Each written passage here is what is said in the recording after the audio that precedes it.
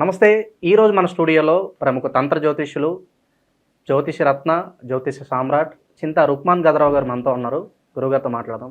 నమస్కారం గురుగారు. మాతృదేవోభవ, పితృదేవోభవ, ఆచార్య దేవోభవ.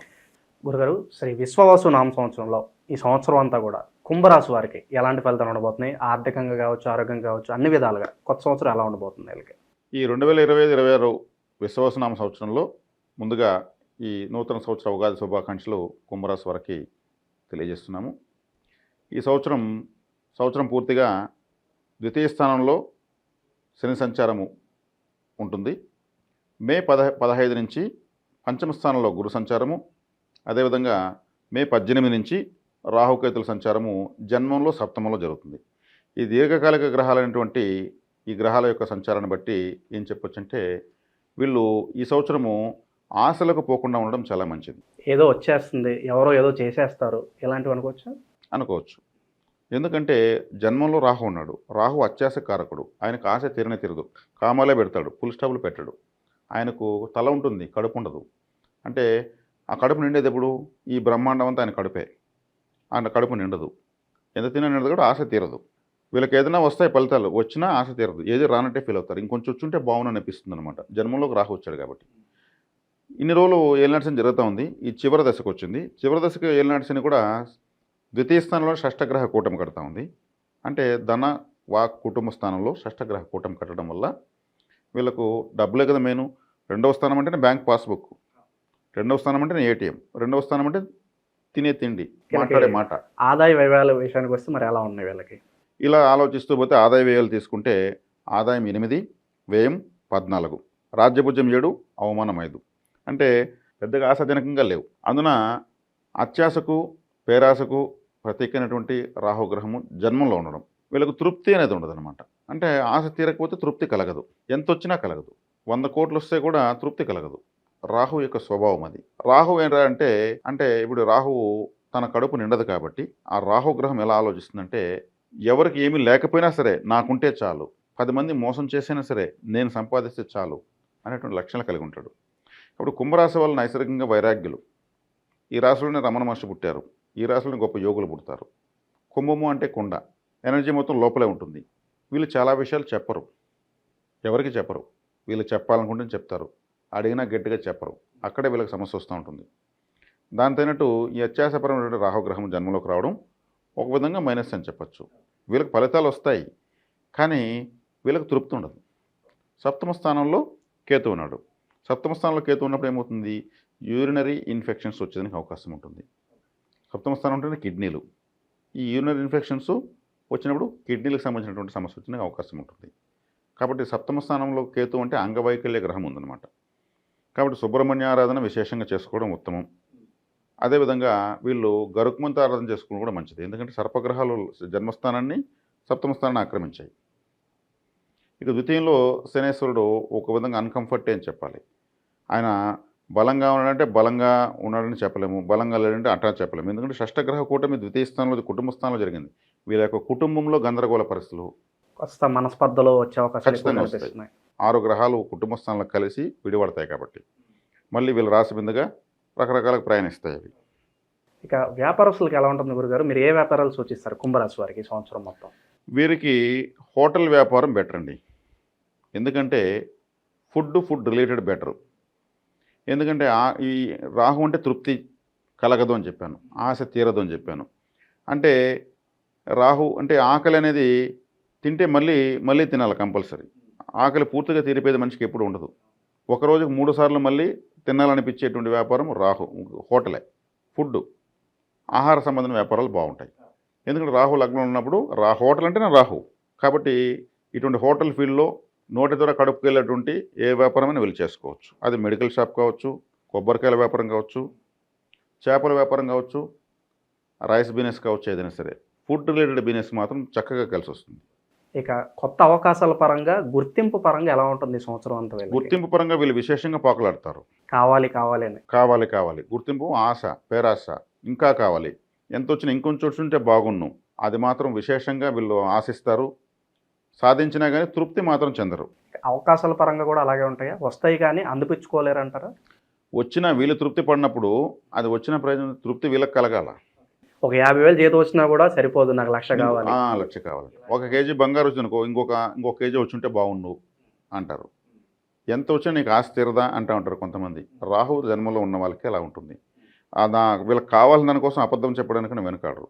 కానీ కుంభరాశి వాళ్ళకు పంచమ స్థానంలో గురువు ఉన్నాడు, ద్వితీయాధిపతి.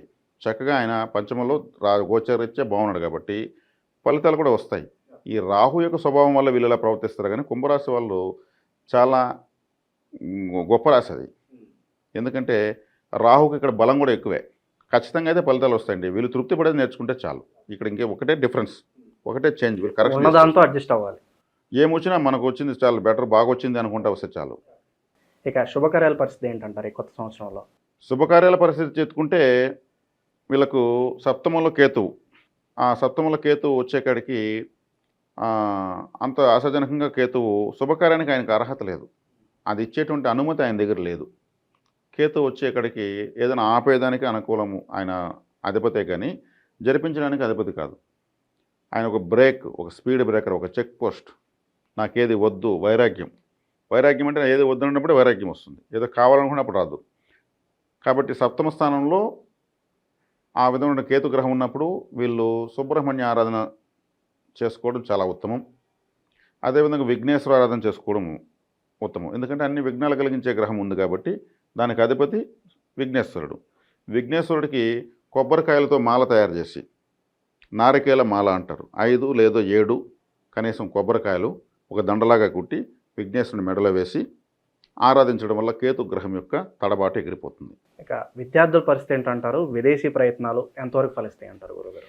విదేశీ ప్రయత్నాలు చక్కగానే కలిసి వస్తాయి. ఎందుకు విదేశీ ప్రయాణాల్లో జన్మలో కదా ఆశ ఎక్కువ పడతారు కదా, నేను వెళ్ళాలి, నేను టూర్ బాగా సంపాదించాలి, 6 నెలలకే ₹1,00,00,000 రావాలి, ఇలా ఉంటుంది.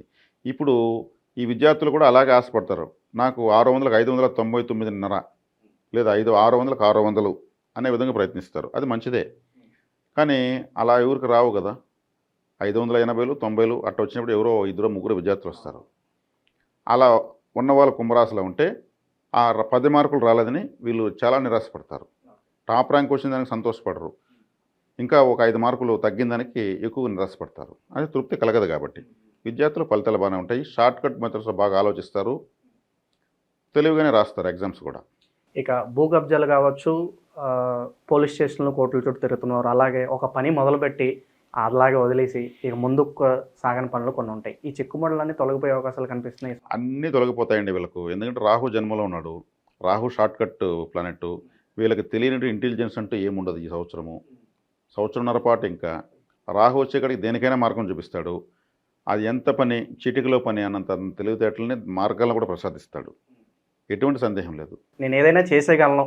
రాహు గ్రహం సాధించలేదంటూ లేదు. రాహు గ్రహము అంత ఇంటెలిజెన్స్ ప్లానెట్ కూడా ఈ విశ్వంలో లేదు. అంత విశ్వంలో విష్ణుమాయని అధిగమించే శక్తి ఎవరికి లేదు. విష్ణుమాయని అధిగమించిన ఏకైక దేవత రాహు. విష్ణువుని ఏమార్చి అమృతం తాగేశాడు ఆయన. అంటే మహావిష్ణువుని చీటింగ్ చేశాడు. అంతకన్నా ఇంటెలిజెంట్ దేవత ఎవ్వరు లేరు. ఆ గ్రహం లగ్నంలోకి వచ్చింది. రాహు అంటే తల, కేతు అంటే మొండెము. అంటే కుంభరాశి వాళ్ళకి రాసే తల, అందులోకి రాహువే వచ్చాడు. కుంభరాశిలో అతను బలవంతుడు. కాబట్టి షార్ట్ కట్ మెథడ్స్ వీళ్ళకి విపరీతంగా వస్తాయి. ఇక సంవత్సరం అంతా చేసుకోవడానికి వీలుగా మంచి రెమెడీస్ ఉంటే చెప్పండి కుంభరాశి వారి కోసం. ఈ కుంభరాశి వాళ్ళంటే ఏదైనా ఆలయ కుంభాభిషేకం, ప్రతి ఆలయానికి సంవత్సరానికోసారి కుంభాభిషేకం చేయాల్సిందే. సో నార్మల్ అభిషేకానికి కుంభాభిషేకానికి తేడా ఏంటి గురుగారు? కుంభాభిషేకం అంటే ఆలయానికి ప్రతి సంవత్సరము వార్షికోత్సవం లాంటిది. అంటే ఈ ఒక సంవత్సరమైన ఆలయం ప్రారంభించి, కాబట్టి ఈ ఆలయానికి కుంభాభిషేకం చేయాలని చేస్తూ ఉంటారు. అది చాలా శక్తివంతమైనది. ఈ కుంభరాశి వాళ్లకు కుంభాభిషేకము అక్కడ పాల్గొని ఆ కుంభాభిషేకంలో ఉన్న జలాన్ని ఇస్తారు. దాన్ని చల్లుకుని రావడం వల్ల వీళ్ళు యాక్టివేట్ అవుతారు. ఏ ఆలయమైనా పర్లేదు. అంటే దేవాలయాలన్నీ కూడా అన్నిటికీ కుంభాభిషేకం చేస్తారు. అదేవిధంగా ఏనుగు కుంభస్థలం పైన ఊరేగుతున్నట్టు దేవతా ఉత్సవం కానీ వీళ్ళకి తెలిస్తే వెళ్ళి అందులో పాల్గొనడం, వీళ్ళు యాక్టివేట్ అయిపోతారు. అదేవిధంగా కుండలు అంటే కుంభము వర్షం పడుతున్నప్పుడు వర్షంలో పెట్టేయాలి. ఆ వర్షం నీళ్ళు కొండలో ఎన్ని సేవంటే అలా తీసుకుని పెట్టుకుని వీళ్ళు వాటిని సేవించి, వాటిని చల్లుకొని, వాటిని ఉపయోగించుకోవడం వల్ల ఈ రాశి వాళ్ళు యాక్టివేట్ అవుతారు. ఇప్పుడు చెప్పినటువంటి పేరాశలు అవన్నీ కూడా కంట్రోల్ అవుతాయి. శుభ ఫలితాలు ఎక్కువ కలుగుతాయి. మేము ఏదన్నా దానం చేయాలి అనుకుంటున్నాము అంటే ఎలాంటి వస్తువులు చేస్తే బాగుంటుంది అంటారు వీళ్ళు? వీళ్ళు అన్నదానం చేస్తే చాలా మంచిది. అన్నదానం ఎందుకు చేయాలంటే ఆ రాహు అంటేనే ఫుడ్కి సంబంధించినటువంటి ప్లానెట్. కాబట్టి ఈ ఆకలి అనేది ప్రపంచంలో ఎవరు జయించలేరు. నాకు చాలు అన్న తర్వాత 4 గంటలకు మళ్ళీ ఆకలి వేస్తుంది, మళ్ళీ తింటారు, మళ్ళీ కడుపు పట్టినంతే తింటారు, మళ్ళీ ఇంకొక 4-5 గంటలకు మళ్ళీ ఆకలి వేస్తుంది. ఈ ఆకలి అనేది ప్రపంచాన్ని నడిపిస్తూ ఉంటుంది. ఎంత మహావీరుడైనా ఆకలిని జయించలేడు. కాబట్టి ఈ లగ్నంలోకి రాహు వస్తున్నాడు కాబట్టి 6వ స్థానాధిపతి వీళ్ళకి చంద్రుడు అవుతాడు. చంద్రుడు అంటే కూడా రైస్, బియ్యము, ధాన్యం ఆయనకే. కాబట్టి చంద్రరాహువులు ఎప్పుడు కూడా ఫుడ్కి కారకులు అవుతారు.